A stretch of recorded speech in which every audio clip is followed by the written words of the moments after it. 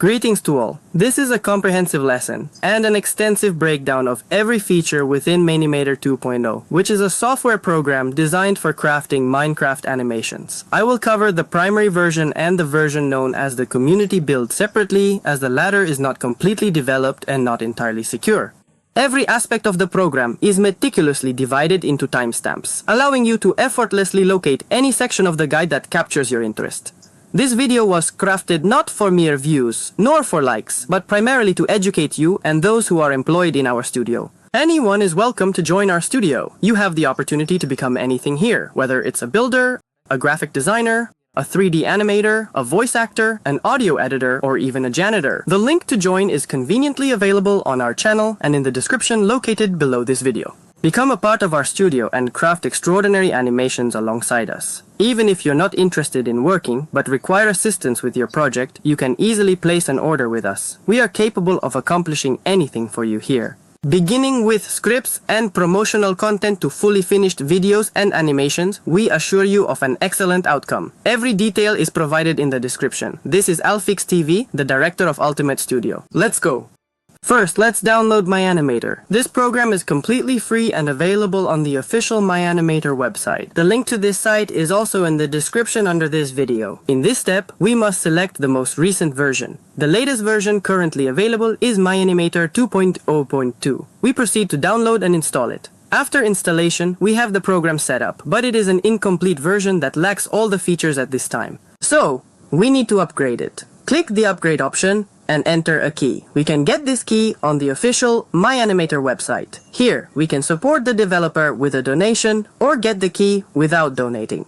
The developer is very kind to give us this opportunity. Such kindness truly deserves support. We insert the obtained key into the program. Now we have the full version of Mine-imator. We see the main window of the program. Here, all our projects will be stored. We can open an already completed project here. With these buttons, we can sort our projects by creation date or name. Here we can change the project view style. Let's create the first project. We need to specify its name. The author and project description are not mandatory. We can leave the project location as it is. We have created the project. Now let's move on to the general settings. Go to the Change tab, and at the bottom we have the settings. The program mode needs to be improved. We don't need anything else here. Let's move on to the interface. You can change the background color of the interface and the color of the text.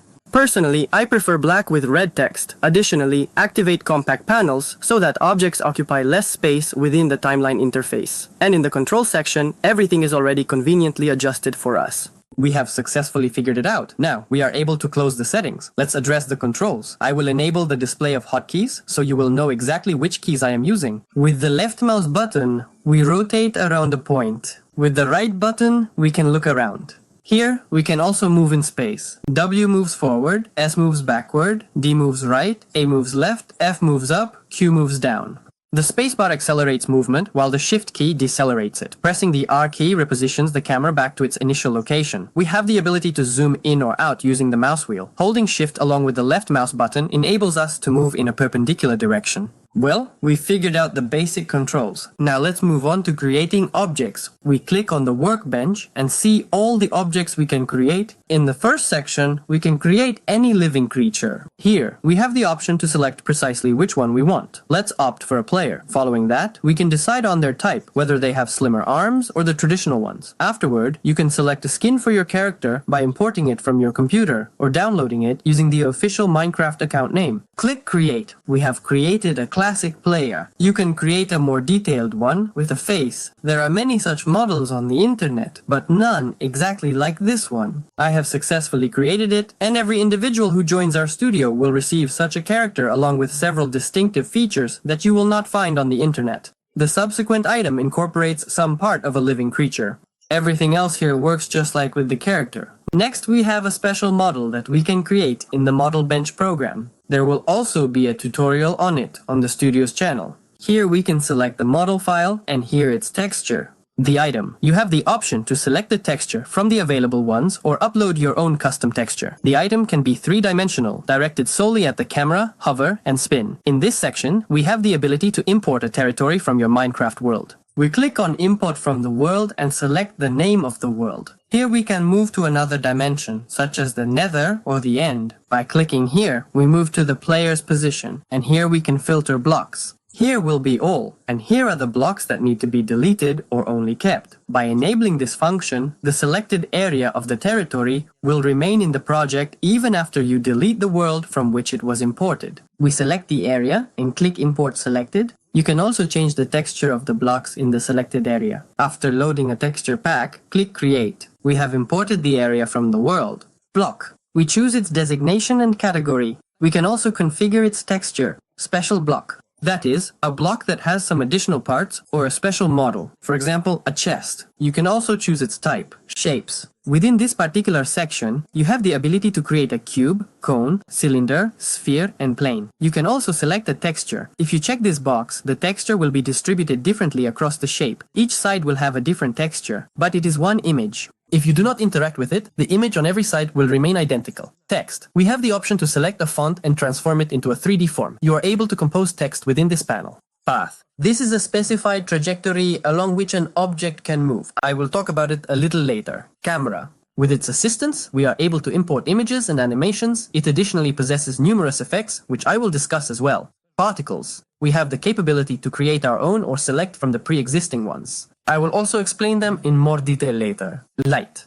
You can create a point light or a directional light. In this section, we can add sound to our project by selecting it from the available files. And the last point is the environment. It is responsible for time, lighting, grass colors, leaves, and the appearance of the sky. I will also talk about this, but for now, let's move on to manipulating the objects we have created. Movement. The object movement tool becomes activated with the hotkey G. Here, we have the capability to move the object along 3 distinct axes, X for length, Y for height, and Z for width. By clicking on this icon, we can return the object's position to its previous state. This is to copy coordinates, and this is to paste. Rotation. The rotation tool is activated by the R key. In this part, we can also rotate the object along 3 axes. Copying and pasting works the same as moving. Size change. The resizing tool is activated with the S key. Additionally, along 3 axes. But if you press the combined scaling option, the object expands in all directions simultaneously. The same process applies for copying and pasting. Bending is activated with the B key. This function isn't available for every object, only for those capable of bending. For example, a character's arm. The arm has 1 axis of flexibility. However, for instance, a cloak has as many as 3. This function changes the mode of applying the flexibility parameter. Everything else in this section operates similarly to the rotation mode. We've managed to understand it. However, throughout these manipulations, we observe fractional coordinate values, which might be somewhat inconvenient. Fortunately, we can resolve this issue by simply clicking on the magnet icon. It will move, rotate, resize, and bend objects, incorporating particular values that we can determine at this point. In this manner, we eliminate fractional coordinate values. When we rotate an object, it will revolve around its center of gravity.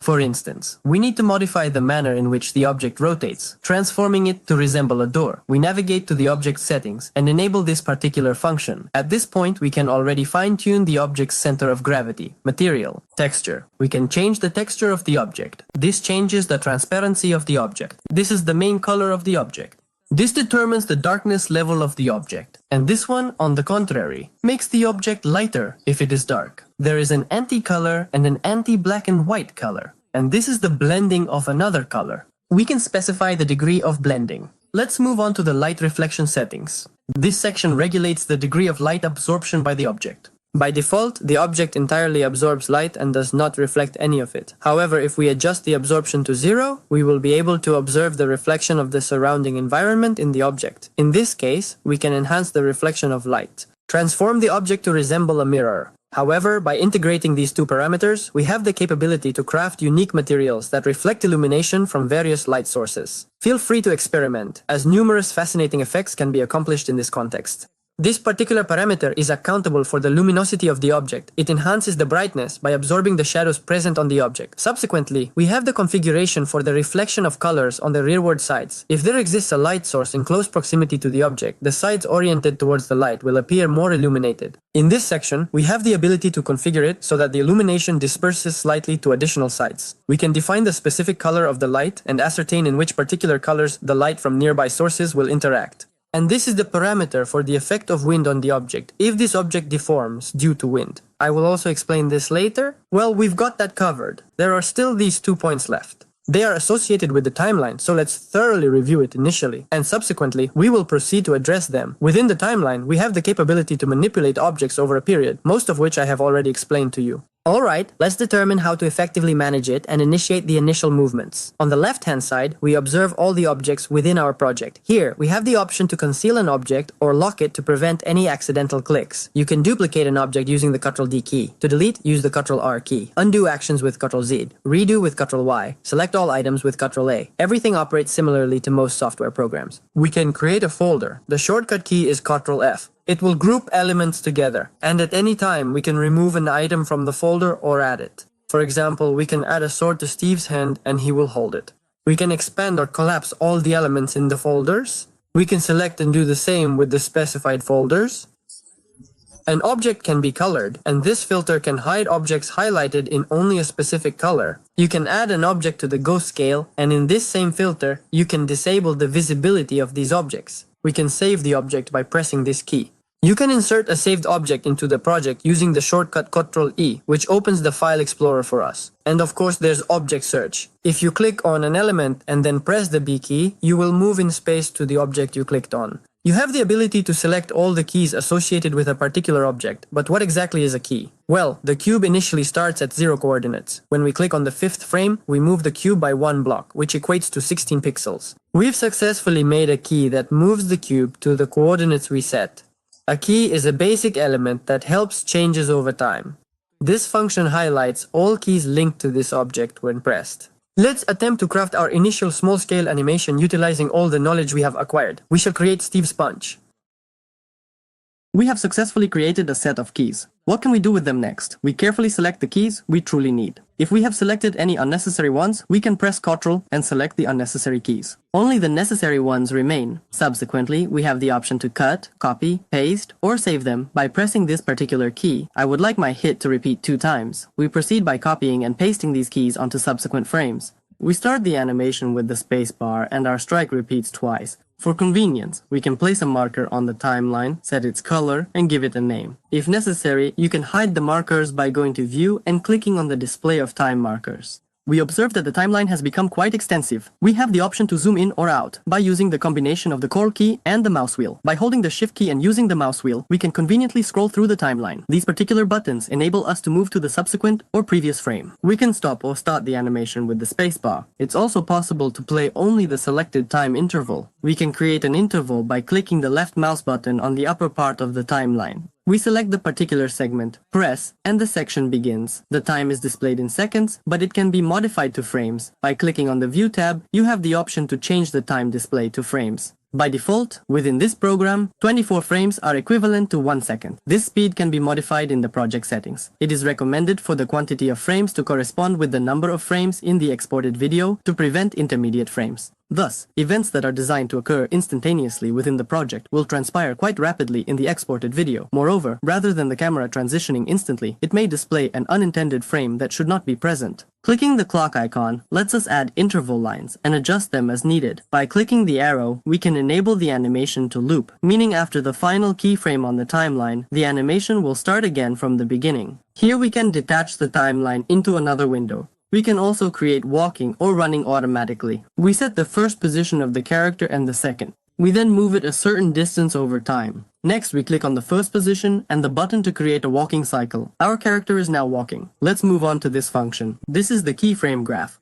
We created a specific movement, but it might seem too precise, almost robotic, since the character performs it uniformly. In other words, the graph for this movement is very even, a straight line. We need this movement to be more lively. Click on the key, go to the key parameters, and here we can choose a different graph. For example, this smooth graph is suitable for more lively movements, and if desired, we can create our own. There are already sufficient examples here, so it's not entirely essential, and if required, you can temporarily conceal the object and reveal it later. Now, let's become familiar with the path. When relocating the object, we position points, where it will be located at a specific moment in time. But if we want the object to turn smoothly, then we will need to create a lot of keys, which can be uncomfortable. So, the path is a smooth trajectory of the object's movement, the route of its transition. We generate it, and we observe that it has been successfully incorporated, yet it's entirely due to the fact that we haven't added any points yet. Let's proceed to add them right here. We add 3 distinct points, and we observe that our trajectory has now curved. We've successfully created a path. Now let's proceed to make the object move smoothly along this designated path. Click on the object and search for this specific parameter. Here, you will notice a dependency related to the path. We select our path, and subsequently our object becomes attached to the path. To make it move along the path, you just need to adjust this value. The path is independent of coordinates, so the object can still be moved by coordinates. Additionally, the path can be closed. Its smoothness can be turned off, or it can be adjusted. With the designated path, you have the capability to also create a shape. In this section, we have the ability to adjust the thickness of the resulting shape, the length of the texture, invert it, and also enable smooth elements. Furthermore, we can even create a 3-dimensional shape, adjusting its level of detail and smoothness. At the point of the path, you can rotate, change thickness, and move in time, altering the shape of the figure. Let's move on to dependent movements. Imagine our character has an object, and we need the character to try to hold on to this object.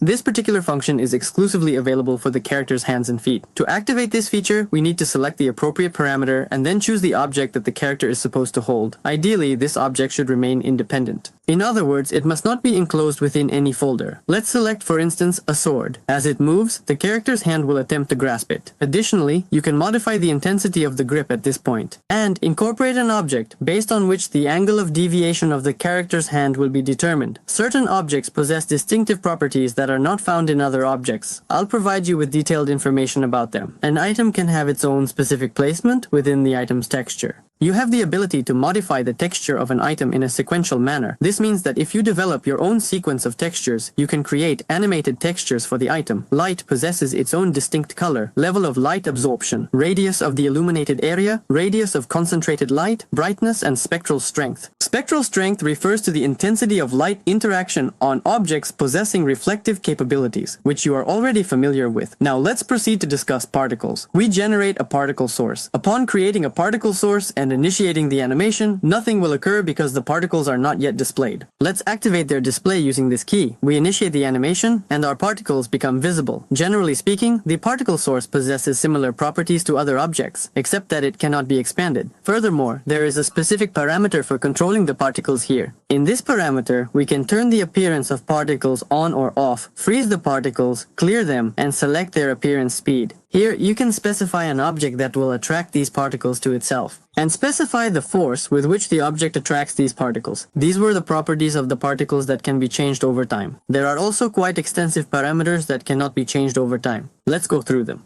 We proceed to the Library tab, select our designated particle source, and notice the Edit button. Upon clicking it, an extensive particle editor becomes accessible to us. Let's examine these parameters in detail. This is an indicator of the number of particles that have appeared. With these buttons, you can save the particle source or import an existing one from your files. Next is the editing itself. We can choose the type of particle source, whether it will be continuous, like a torch flame, or one-time, like an explosion, for example. This number indicates the quantity of particles that will appear within 1 minute. Here you can select the area where the particles will appear. We can choose its shape. If it's a sphere or a cube, then the radius, and if it's a box, then all the coordinate axes. You have the capability to attach particles to a trajectory that you are already acquainted with. This is the designated region where particles are able to travel after they manifest. It can also be configured. Here, you have the option to set when particles will vanish, when the animation concludes, when they make contact with the boundary of their inertia region, when their quantity surpasses the specified limit, and after a predetermined duration in frames.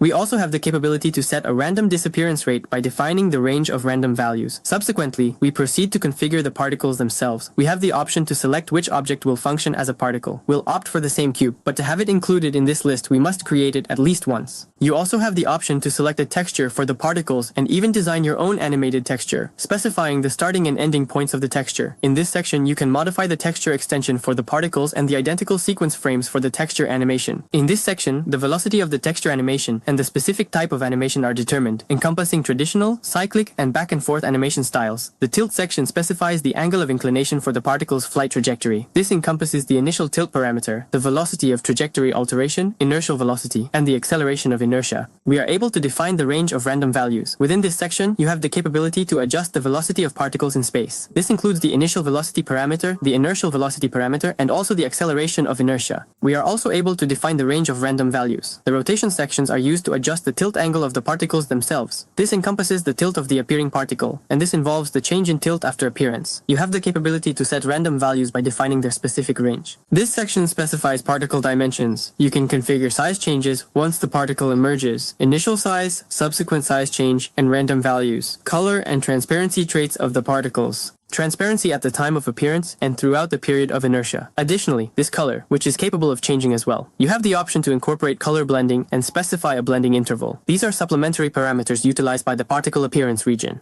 If you enable this parameter, the object to which the particles will be attracted will not just alter the trajectory of the particles towards itself, but will actually pull them towards its center. Use of the inertia region. Furthermore, you have the capability to entirely deactivate inertia, or modify its intensity. We have now concluded with the configuration of the particle settings. All objects possess stable properties that remain unchangeable over time. The majority of these properties are consistent across all objects. The initial piece of information pertains to the object itself. This includes its designation, the category of object it belongs to, which in this instance is a cube, and the configuration of its gravity. The second aspect concerns the association with another object or folder. If the object maintains some dependency, there are additional parameters involved. In summary, if the object that includes this particular object is modified, these parameters determine whether the alterations will also apply to this dependent object. Lastly, there exist certain constant graphical characteristics, enchanted shimmering effects. We have the ability to configure the shimmering textures, determine the specific type of shimmering for an item or piece of armor, and modify its size, speed, and intensity. The category of object display. Incorporate illumination that is contributed to the object by the ambient light sources in the vicinity.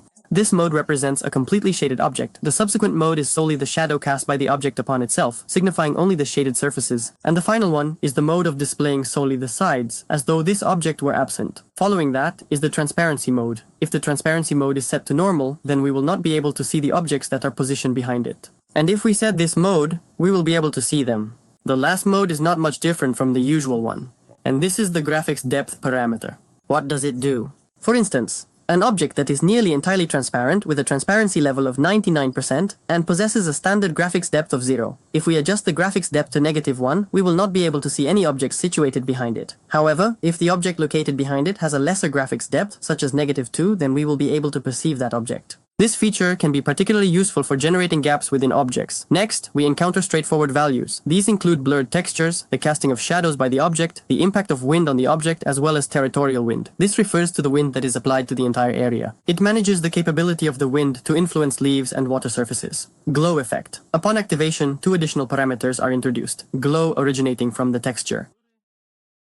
Thus, the glow's coloration will resemble the texture, rather than merely being a glow devoid of an object, akin to a hologram. Furthermore, the glow's coloration in this context can be modified progressively over time. Given that there is no inherent black glow, you can configure it to black, thereby allowing us to alter the glow's intensity progressively over time. The glow effect can also be modified. We will discuss this in detail shortly. Displaying the reverse sides of an object. By default, these are not visible to us. And the visibility of objects. Low-quality graphics imply the visibility of an object solely when saving the video. Conversely, high-quality graphics indicate the visibility of an object exclusively within the project, not in the video. The texture filter, ambient shadow, resembles darkness surrounding the object, providing it with a natural appearance as though it is situated in that environment. It can be modified, and I will explain that as well. Lastly, there is the influence of fog on the object. This implies we will still see the object even when it is enveloped in the fog. That is where the stable properties conclude. Let's proceed to the environmental settings. Here are the parameters associated with it. The initial parameter is the time, which is represented in hours. This is the rotation of the sunlight and its subsequent modification. The angle of incidence and the intensity are considered. The next aspect is the sky setting. It can be either standard or customized depending on preference. In the classic setting, we can choose the texture of the sun and the moon and even its face. We are able to apply any image we desire. If we possess the appropriate image, we can generate a realistic sky by selecting the type of texture overlay on it. This could be an image, a cube, or even a sphere. Subsequently, we have the clouds. There are three different types of clouds available here. The classic type, which has such an effect, and the flat type. We can select the texture. Choose the speed of cloud movement, the movement coefficient, height, size, and thickness. With a realistic sky, we can turn off any extra clouds. For the ground, we can choose its block and texture, and if necessary, we can disable it. The biome is responsible for the color of the grass, leaves, and water. All the biomes available in the game are here, and we can even create our own, where we can adjust the colors of all the vegetation. Well, you can also change the color of the sky, clouds, sunlight, shadows, and night, regardless of the biome. This parameter is responsible for changing the color of the sky and fog during sunset and sunrise. The next point is fog. Here, you can adjust the sky fog, create your own fog color, specify the color of objects that will enter the fog area, and change the distance, intensity, and height of the fog. And finally, we have moved on to the wind. As I mentioned before, it regulates the intensity of leaf and water oscillations. Here you have wind speed, the force of object deformation by the wind, angle, speed, and intensity of wind oscillation. The last point is the animation speed of textures in blocks, such as, for example, the magma block. All of these values can be adjusted over time if you establish the environment as an object. By advancing to a particular frame, we can alter this property. The library serves as a compilation of all the objects that have been crafted within this project. And resources are the files that we have uploaded to this project, such as textures or our own models. In the library, we can change the initial properties of an object, such as its model and initial type, which can only be selected when creating the object. There are also several features available here, including the marked texture that I have previously mentioned to you, as well as unique properties. One of these is the inverted sides of the figure, which is a graphical effect where only the reverse side of the object is visible. This can be useful for creating indentations in other objects. For example, the eyes of this character are created using this function. And there are resources that we have uploaded to this project. We can download the resources that are in this project. In this manner, we are able to acquire classic Minecraft textures from the fundamental resource pack. This can prove to be beneficial for retexturing purposes. Let's proceed to the process of importing audio. Once we have created an audio track, we click on this button and choose the sound we require from our files. Unfortunately, the classic game sounds are not built in here, so they will need to be uploaded.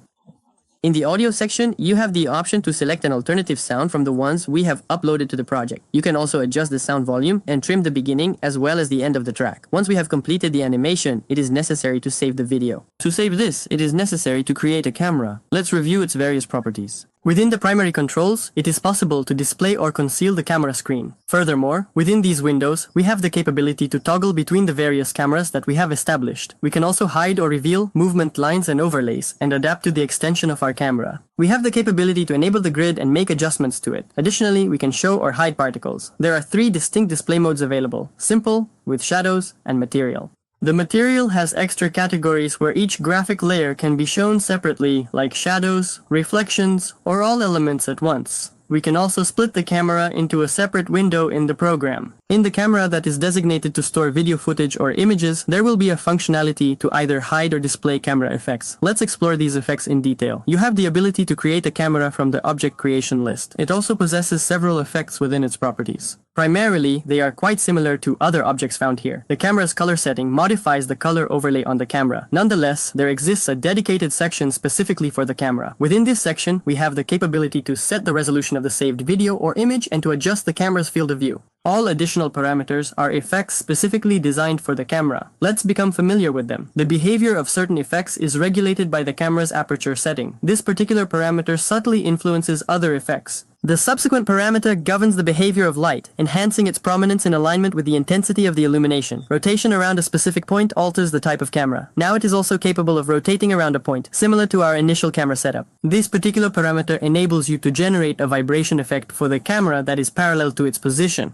Depth of field refers to the adjustment of sharpness and focus. Light blur coefficients are involved in the blurring of objects that are situated farther away from the nearest objects. Anamorphic ratio, edge lighting, and threshold enhancement. I got slightly disoriented, but there's also camera fringe present here. It's quite an extensive topic, but it doesn't offer any unique effects. Let's wrap up for the moment. Light blur is an effect that manifests subsequent to the light effect. It can additionally be exhibited from the sun or other luminous objects. Here we can adjust its parameters, radius, intensity, anamorphic ratios, and the actual color. The processing of the outer surface involves applying a specific texture as a form of light on the surfaces of objects. In this section, you can select this texture, activate it after the light blur and regular light effect, adjust radius, intensity, and strength as needed. Then, we move to basic color correction. Contrast, brightness, and color vibrancy. This pertains to the tint persisting from other hues. Thus, if we adjust it completely to green, the image will be solely in green tones. The film grain imparts a flickering effect reminiscent of vintage televisions. We can ascertain its intensity, saturation, and magnitude of the flickering texture. Vignette effect. Edge darkening. Here, there are parameters for intensity, blurring, and coloration. Color vibrancy, blur coefficient, vibration resulting from edge convergence, and configurations for vibrating colors. And the last effect is the convergence of the edges itself. Here you can move the edges apart. At a sufficient distance, we are able to observe the surrounding black background. By enabling this particular feature, we loop the image around seamlessly. Now we have thoroughly covered all the effects. The camera has the capability to be dependent on the track, which allows for smooth and fluid camera movements. When we have completed moving the camera and the entire animation sequence, we can proceed to saving our video file. Saving the video can take a considerable amount of time on less powerful computers. Nevertheless, we can expedite this process by adjusting the quality of shadows and some other parameters within the graphics settings. Let's proceed to discussing them. Within the graphics settings, we have the ability to modify the quality of the shadows and various other effects. While camera effects have the flexibility to be altered over time, these particular settings can only be adjusted a single time.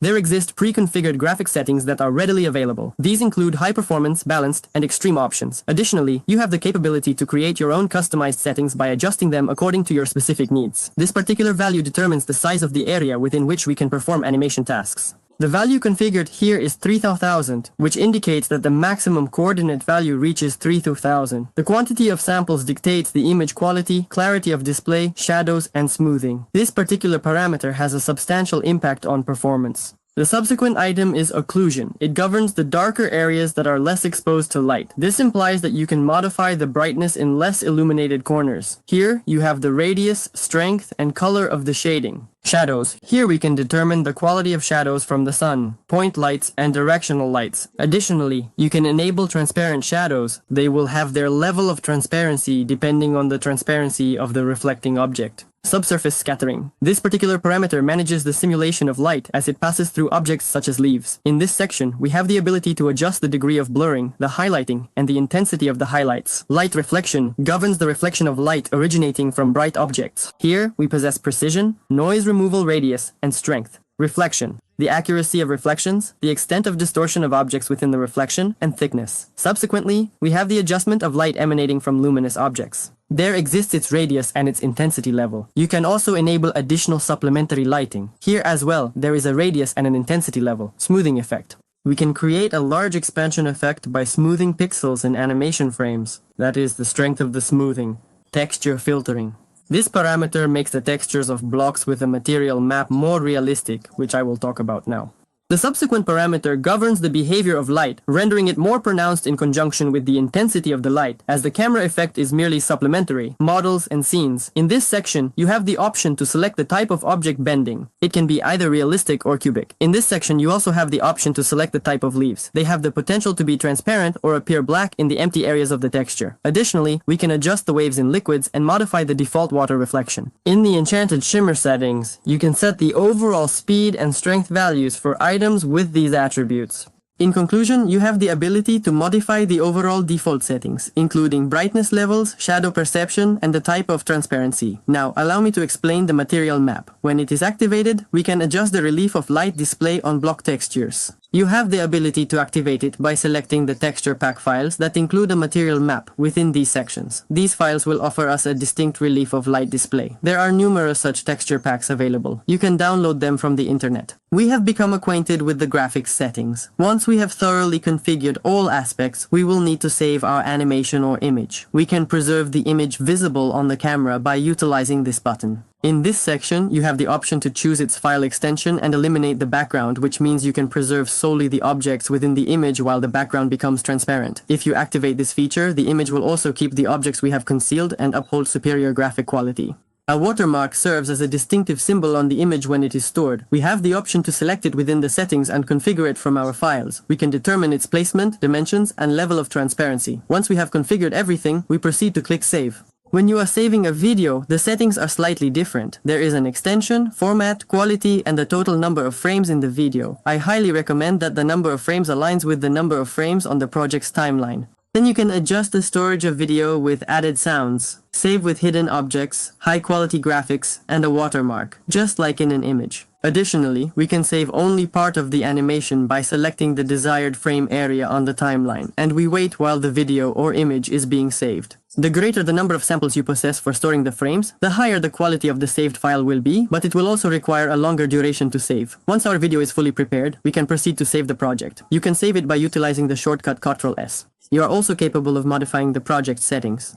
Alter the title, include the author's name, provide a detailed description, modify the project location, set the image and video formats for storage, and adjust the number of frames on the timeline. That is all. You now have knowledge of all the functionalities of Mine-imator. We could certainly spend an extended period discussing several of its features, particularly the camera parameters and graphic settings. However, that would require a considerable amount of time, so it is more advantageous if you explore them independently and gain even more knowledge about them. I made the decision to separate this particular version of Mine-imator from the primary guide because this version is unofficial, and not everyone will be inclined to download it. And while I can be certain that the official version is secure, I cannot guarantee the same for this particular one.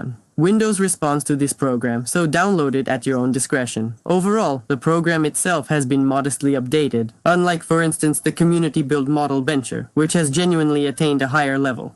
I will additionally discuss it in the comprehensive guide on Model Bench. You have the option to download this particular version from the Community Build website or within the Mine-imator Discord server, where all program updates are made available, including those that are unofficial. You have the opportunity to become a valued member of the Mine-imator Discord server just by clicking on. I will also leave an invitation in the description. It is worth noting that in the latest updates of the Mine-imator Community Build, some new features that were added in previous versions of the Community Build have been removed. Therefore, I will talk about the Mine-imator 2.0.2 Community Build 1.0.0 version, which currently has the most features of all Mine-imator versions. Well, in this version, the dependent motion system has been significantly updated. In the initial tab, you have the ability to make an object observe another object. For example, Steve's head can follow the diamond. In this section, you can adjust the tracking position and the object's rotation strength. Additionally, you can make an object replicate the position by specifying which axis the copying will take place on. We are also able to adjust the relative positioning and the strength of copying another object's position. The same adjustments can be made with copying rotation, size, and even bending for objects that have the capability to bend. Fundamentally, it is quite similar to being part of an object, but with a slight benefit. This can be modified over a period of time. Ultimately, we now have an appropriate attachment. Additionally, we no longer have to create multiple distinct duplicates of items solely to transfer this item from one character to another. Another recently introduced feature is the light grouping system. With the assistance of this feature, you are able to make the illumination focus solely on a particular object. To achieve this, it is necessary to establish a group, incorporate a light source into it, and then include the object that the light is intended to illuminate. This was truly lacking in Mine-imator. This particular version ought to be commended for the innovative directional light feature. Now it has the capability to project an image. We are now able to create multicolored patterned illumination using merely a single light source. I also possess an updated and more convenient rig for this particular version. Its controls have been relocated to a separate side panel. This was made possible due to the introduction of new features. You can also download it through the link provided in the description. That concludes all the features of the Mine-imator community build. Professional animation is carried out on an entirely different level. Executing all these movements manually would necessitate a considerably long time. Therefore, to make an extensive project more efficient, universal movement formulas are systematically developed. These are very high quality and well thought out model movements, which can be applied to various different models and utilized multiple times. For instance, the automatic walk that I demonstrated to you earlier. This is also a universal movement, but it is already somewhat outdated and infrequently used nowadays. You can create your own walk that will look much more realistic. Additionally, besides that, you can create many other movements, after which there will be almost no need to manually create movement for characters in our project, which significantly speeds up the work in the program. This is a kind of confidential technique utilized by expert animators in numerous remarkable animations and series. And if you have watched up to this moment, here is a valuable piece of advice for you as an aspiring professional. Activate unlimited values in the settings. This will remove all the limits of Mine-imator, and you will be able to make your projects better. However, you should be cautious with this setting.